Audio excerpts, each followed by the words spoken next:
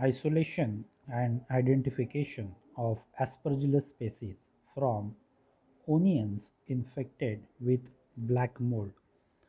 This is a very common problem that we observe routinely, that many times the onions have developed a black covering in the petals.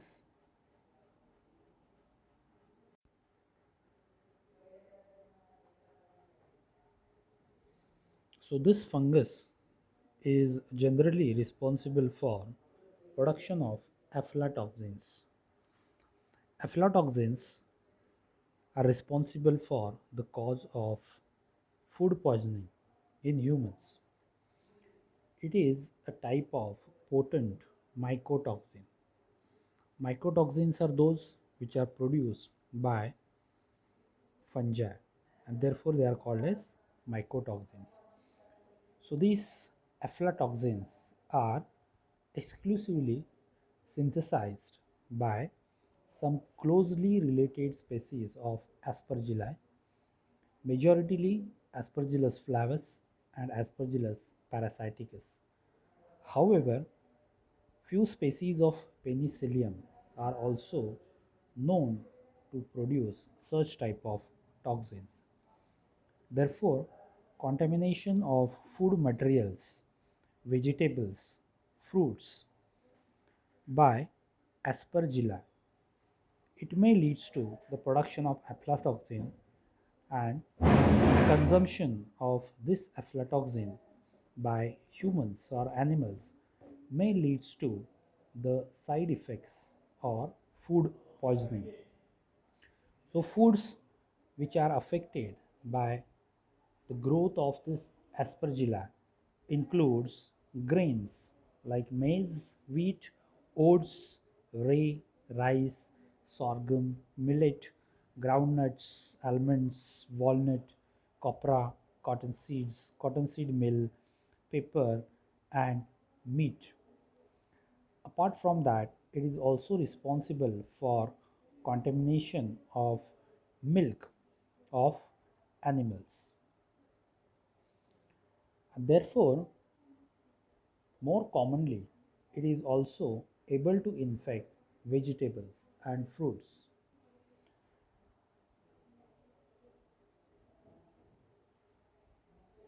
There are several types of aflatoxins, majority two types of aflatoxins which are most commonly found. They are referred to as B type and G type, depending on their different properties. We are not going into the too much details.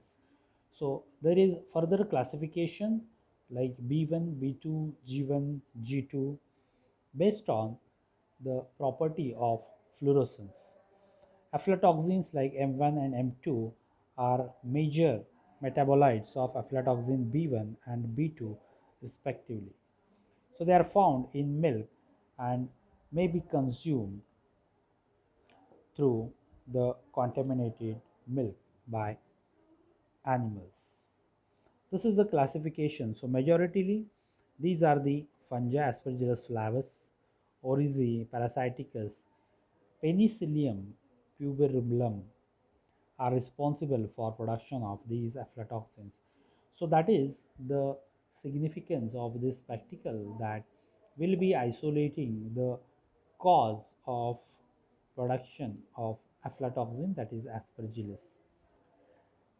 So what is the effect of entry of these aflatoxins in body? So it leads to acute necrosis, cirrhosis, and sometimes carcinoma of liver, alteration in digestion and absorption of metabolism of nutrients. Humans have generally have tolerance to aflatoxin, but on consumption of large doses of aflatoxin, it may result in mycotoxicosis, and therefore this kind of infection is significant. The term aflatoxin, it refers to a group of bisphenols isocoumarine metabolites produced by Aspergillus flavus and related strains. The extracted toxin from culture filtrates that fluoresces as blue spot on UV light. Under UV light, it can be separated through four main components when toxin is subjected to thin layer chromatography. So these are the technical details that we are not going into the details of this.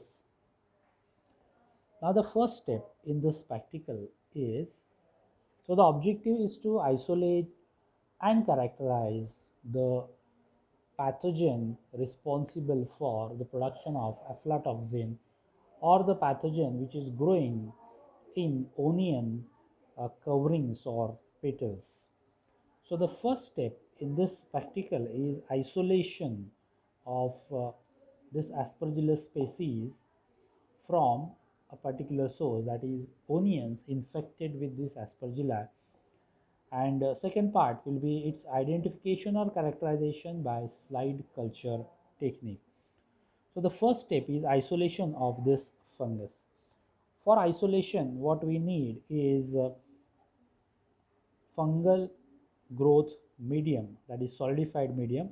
Commonly used medium is sterile potato dextrose agar plate.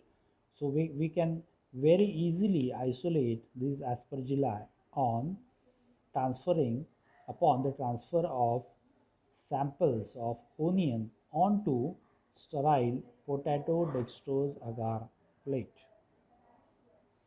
So this potato dextrose agar plate, in order to inhibit the bacterial growth, it may be supplemented with 1 units per ml of benzyl penicillin to suppress the growth of bacteria. Then that piece of infected plant material, in this case the onion, the black part of coverings of onion, it can be transferred directly or it can be suspended in saline, and then it can be uh, spreaded onto potato dextrose agar plate. Then these plates will be incubated at room temperature or 30 degrees Celsius for 3 to 4 days till the visible fungal growth is seen. Therefore, after the growth of this fungus, we can record the colony characteristics like the color of the colony. So we can see various variations in color produced by aspergilla, like it may be brown, black, sometimes green, gray, likewise. Then the next part will be slide culture technique, use of slide culture technique for its identification. Now, morphological identification of this fungus, it is done by this slide culture technique. For the identification of fungi and actinomycetes, morphological identification is significant because morphological characteristics of fungi and actinomycetes, they can be very easily studied by using slide culture technique, and therefore this technique is very significant.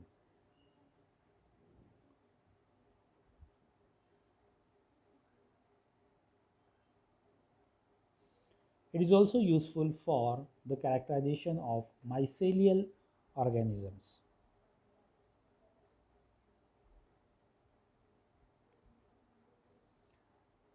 The advantage of this technique is that we can observe the different developmental stages of morphological developmental stages, structures of that fungus, and which is very helpful for the identification of that fungus.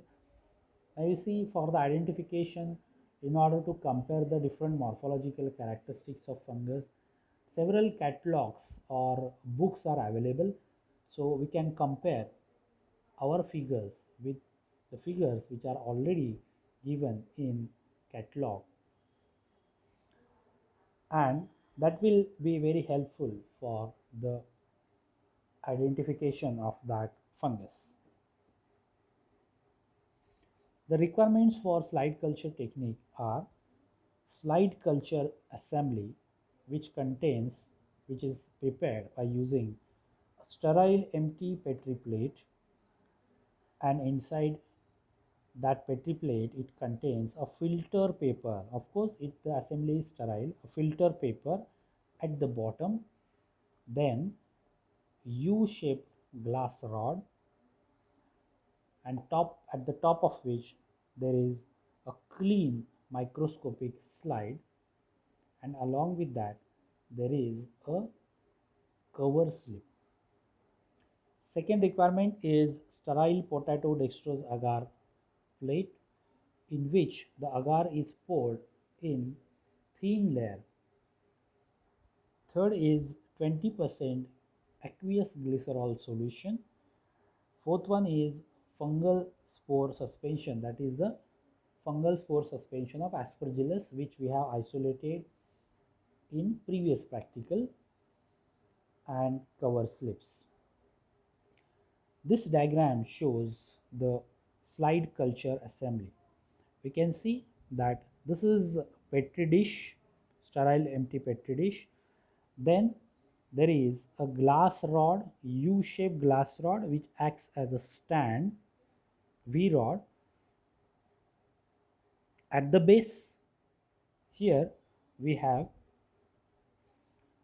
a blotting paper, and that blotting paper is wetted with glycerol solution. So this glycerol solution, it will prevent the dehydration of this assembly. So here is a blotting paper, then here is a U-shaped rod. On the top of that there is slide, and then there is a cover slip, and later on when we inoculate this, we transfer a potato dextrose agar block, a square block here. So this is the slide culture assembly. Initially it is prepared without this block, that is slide culture assembly. Now the procedure is, we have to prepare thin blocks of potato dextrose agar, and then in general it is 1 centimeter by 1 centimeter. Then place it aseptically, transfer it aseptically onto the slides of slide culture assembly here.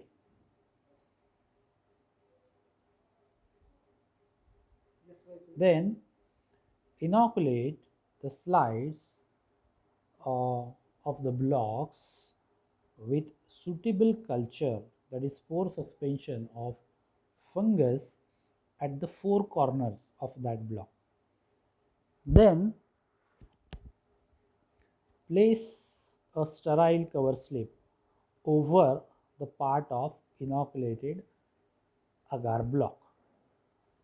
Add sterile 20% glycerol solution to the bottom to avoid drying of this agar block during incubation, because incubation will takes place from 3 to 4 days, or it may take 5 to 7 days in case of slow growing fungi. Then this assembly is kept at 30 degrees Celsius, and every day the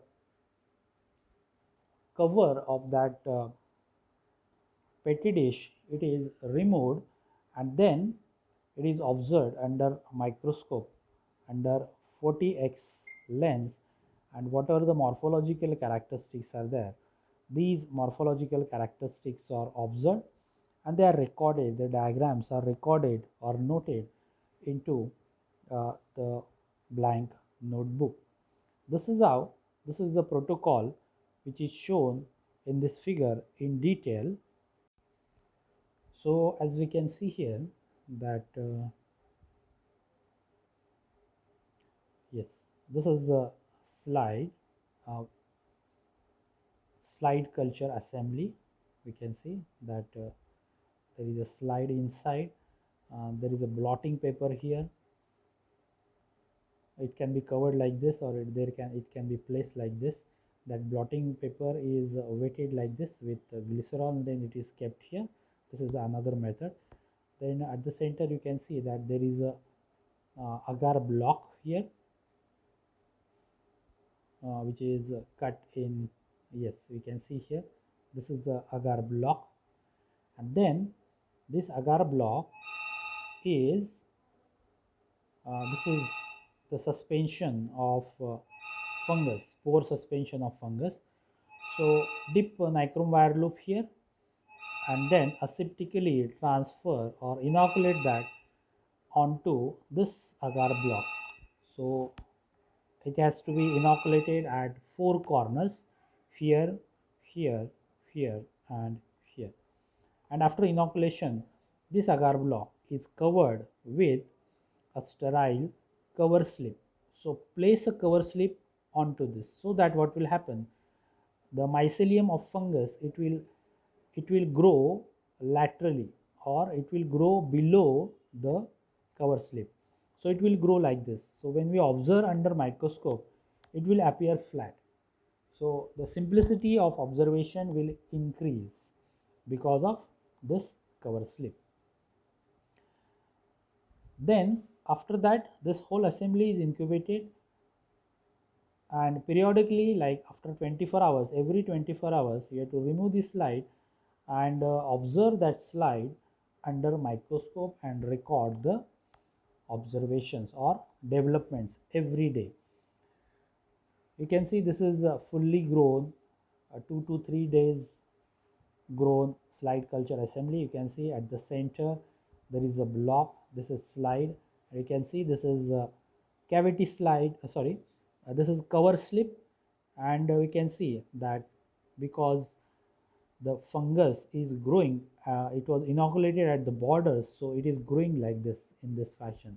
So you can adjust objective of the microscope, you can place it here and you can record the developmental stages by observing the borders of this agar block. This is just for your information that aspergillus, structure of aspergillus is like this. To distinguish it from penicillium, you can see penicillium is having a septate conidiophore, and aspergillus has aseptate. There is no septation. Second difference is that you can see in case of penicillium, you can see the fingers. It is growing like fingers. So there are several filiads. Filiads are branched through metula. So metula, then there is further branching of filiads. There may be multiple filiads, and you can see the development of conidia onto these filiads. So these conidia are free. They may have several cells. That is penicillium. And aspergillus will have a vesicle at the top. You don't see any vesicle here. So here there will be a vesicle, and then it will bear filiads. And then at the top of these filiads we can see the spores. That is the difference between aspergillus and penicillium. And what we see under microscope is like this. You can see that this is the vesicle, and you can see that filiads, and then there are spores. This is how we can conclude that if we see this kind of structure, we can conclude that the fungal isolate isolated from onions with infected with black mold may be aspergillus, as identified by slide culture technique.